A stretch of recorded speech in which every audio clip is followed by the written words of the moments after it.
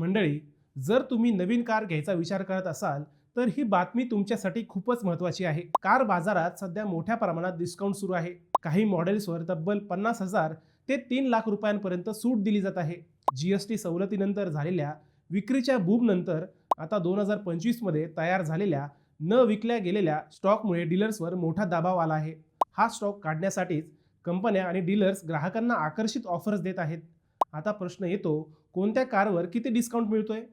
मारुती इन्व्हिक्टो यावर 1,30,000 रुपयांपर्यंत डिस्काउंट मिळतोय.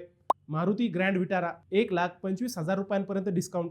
Hyundai i20 वर 95,000 रुपयांपर्यंत सूट आणि टाटा हॅरियर थेट 1,75,000 रुपयांपर्यंत डिस्काउंट मिळतोय.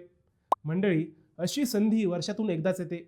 जर बजेट तयार असेल तर आत्ता कार खरेदी करण्याचा हा सर्वोत्तम काळ आहे. पण लक्षात ठेवा, डिस्काउंट शहरानुसार आणि डीलनुसार बदलू शकतो.